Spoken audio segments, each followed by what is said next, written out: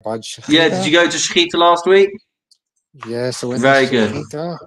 So then I'm going to share with you my message that I spoke about in last week's sermon, which I purposely didn't share on this illustrious streaming platform because I thought there would be too many of you who would catch it the following day. And alas, everyone went out to listen to Rabbi Elchanan talking about Shechita. So I never got the chance to share what I thought was a really lovely message. And it started in a really lovely way. It starts by talking about 1985. 1985, there were two very significant events that happened.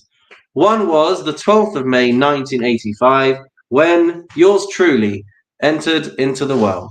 I was born on that very day. My parents, their life was never the same again. The other important significant date in 1985 was the 18th of March. And the 18th of March 1985 was the day on which Neighbours first screened in Australia.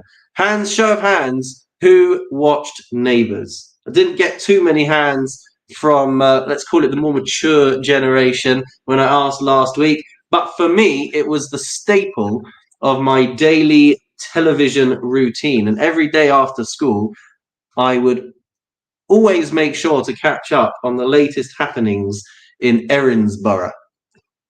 For the uninitiated, that's the fictional place in Australia where these people were from. Anyway, I stopped watching it about 20 years ago, but after nearly 9,000 episodes, it finally came to an end last week. Thankfully, that was the only thing of those two options that came to an end last week.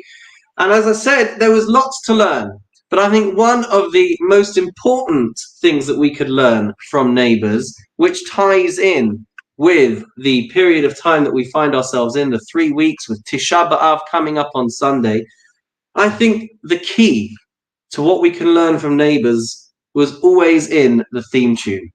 The lyrics went as follows. Neighbours. Everybody needs... You thought I was going to sing, didn't you? Everybody needs good... I didn't do it last week either. Chickened out. Everybody needs good neighbours. With a little understanding, you can find the perfect blend. Neighbours should be there for one another. That's when good neighbours become good friends. You all know the song? Excellent. So, Judaism places prime importance on being a good neighbour. Yehoshua ben Parachia very famously says, stay away from bad neighbors. Don't befriend wicked people. Rabbi Ishmael says, Oy l'rasha, oy l'shcheno. Woe is to a wicked person, but woe is also to his neighbor. Conversely, we say, happy is the righteous person, praiseworthy is the righteous person, praiseworthy is his neighbor. You see, in Judaism, we teach that the places where we live and the people that we associate with will have a direct impact on us. And if we surround ourselves with the wrong kind of people, it's going to slow us down. It's going to stifle our growth. It's going to be detrimental to us. And in the similar vein, if we behave inappropriately, it radiates outwards and affects the people that are around us. This is nothing novel. We all know this quite intuitively. But if we take the time to reflect, at a time when we should be focusing on the way in which we interact with people around us, when we take into account that for over 2,000 years we are still struggling with these same kind of issues. Are we being good friends? Are we being good neighbors? Are we being supportive of other people? Are we non-judgmental? Do we share with others? Are we considerate with others? A lot of this is intuitive, but did you know that Maimonides, the Rambam, has a whole section of Jewish law with 14 chapters on how to be a good neighbor, and none of it includes having an Australian accent. The halachot apply both in residential settings, both in commercial settings, and also with our societal neighbors in the society at large.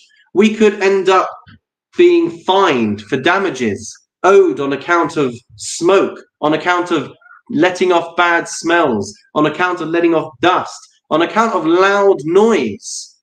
Impositions can be made on us to contribute to the upkeep and repairs of the town or the city that we may live in.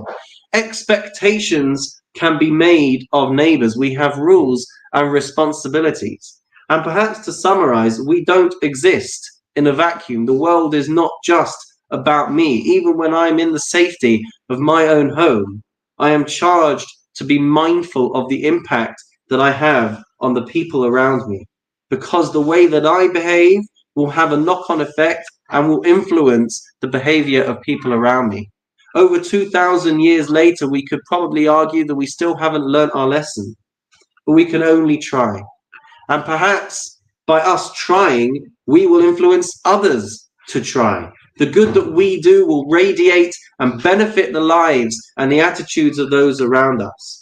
And please God, we should become a society not of baseless hatred, which we see all around us today, but a society of unconditional love, of respect. And in the next few days, please God, we should be celebrating together in Jerusalem with the rebuilding of our temple. Amen and Shabbat Shalom.